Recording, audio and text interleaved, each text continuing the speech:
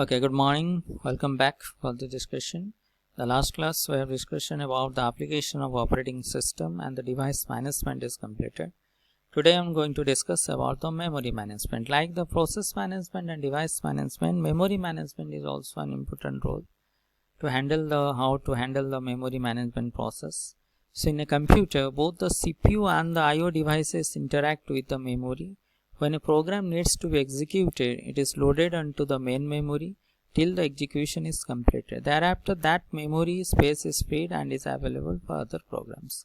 So memory, the role of the memory in the processing of a job is very important because everything is stored in the memory. So processor and all the IO devices is directly interacting with the main memory. So when a program needs to be executed, it is loaded onto the main memory till the execution is completed.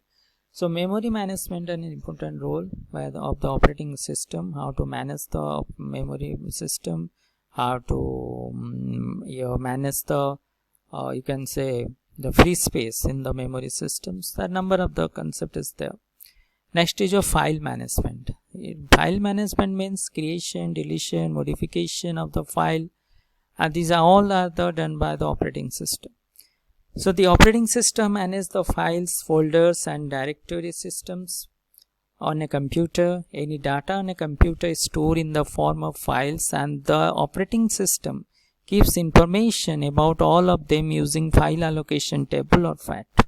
So the file management system is an important management under the operating system, and the creation of a new file, deletion of a existing file, and the modification of the existing file, these are the jobs done by the operating system. Next, after the applications of the operating system, these are the types of operating system. Now, batch operating systems, time sharing operating system, distributed operating system, and real-time operating system. So what do you mean the batch operating system? Now this type of operating system does not interact with the computer directly. There is an operator which takes similar jobs having same requirement and group them into batch, and it is the responsibility of operator to sort the jobs with similar needs. So batch operating system, your question in which case you are using the batch operating system.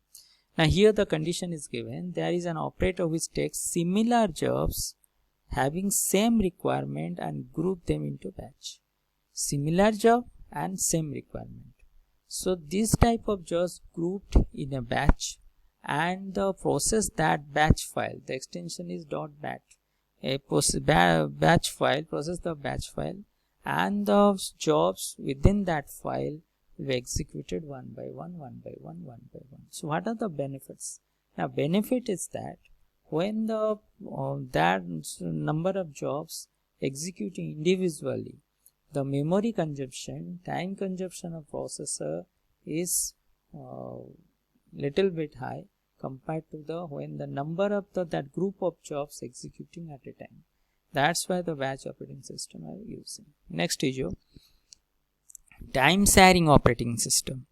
Each task is given some time to execute so that all tasks work smoothly. Each user gets time of CPU as they use single system.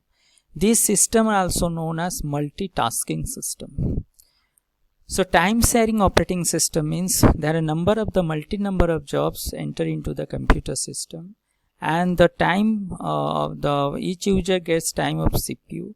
That means every job avail the CPU time uniformly. That's why all the jobs executing in the right manner or in the right time. Right? Next is your distributed operating system. It is always possible that one user can access the files or software which are not actually present on his system but on some other system connected within this network. Remote access is enabled within the devices connected in that network. What is the distributed operating system and centralized? Distribution and central. In centralized system, all files are placed in one computer. If any problem with that computer, then all things are vanished. But in case of distributed operating system, the files is placed on the different computers. So if one computer has some problem, or by accidentally the files of that computer will be deleted or anything or corrupted, then that computer can retrieve that same type of files from another computer. So that is another distributed operating system. That means files are placed in distributed manner. All the files present in all the computers, if there is a problem in a system, suppose the file is deleted or the file is corrupted, then you can access same file from the other computers also. Next is your real-time operating system. This type of operating system solves the real-time system. The time interval required to process and respond to inputs is very small. This time interval is called response time. Now, real-time operating system, where is this? In the real-time operating system, the time period is very critical. Like air traffic control, ticket reservation, that is where the response is very, the response time is very critical. Right now, so in that case, you are using the real-time system. Next is your computer programming language, machine language, assembly language. Right. So computer programming language, first is your, what is the programming? Now program is nothing, it's the set of the instruction.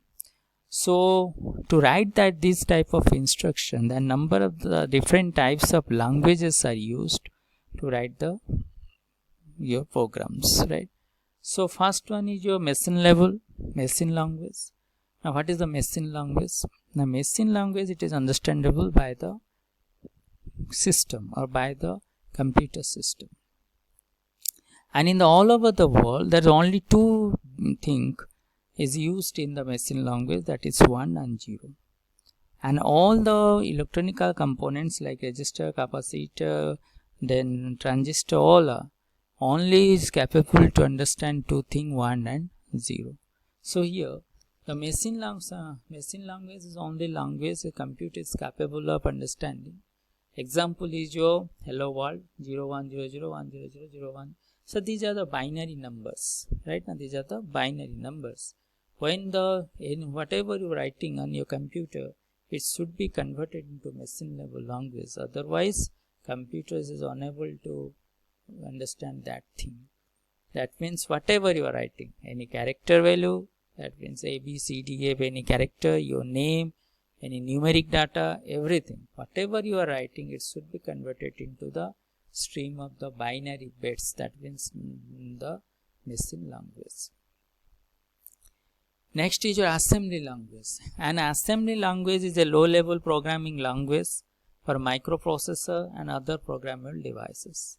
It is not just a single language, but rather a group of languages. An assembly language implements a symbolic representation of the machine code needed to program a given CPU architecture. So it is a microprocessor, that means whatever the processor used in your computer system, it is the base on that. That means it is a microprocessor level language. Example here, move, load, ADD. These are the micro instruction through which, by using this instruction, this type of instruction, you are writing the assembly language. Right? So move, load, and the R. So these are the assembly based languages. Next is your high level language. High level language is a programming language such as C, Fortran or Pascal that enables a programmer to write programs that are more or less independent of a particular type of computer. Such languages are considered high level because they are closer to human language and further from machine languages. So what is the high level languages? Now high level languages generally written through the simple English language like C program, C++ program, Java program. All the codes are written in the high level language because it's simple English language, because it is a human readable form. Right now high level language means the language written in the simple English language and it is in the form of the human readable form. Example C, C++, Java. So you always the user write high level language. That high level language is translated into the machine level language or converted into the machine level languages, and that machine level languages is understood by the computer system. Similarly, assembly language is a language used by the microprocessor. Microprocessor means the processor used in the computer system, what I'm saying. Now this type of move, load, add, these are the micro instructions written in the assembly based languages. So for today's class, this will up to this high level languages. In the next we are going to discuss about the other part of this chapter. Okay, thank you.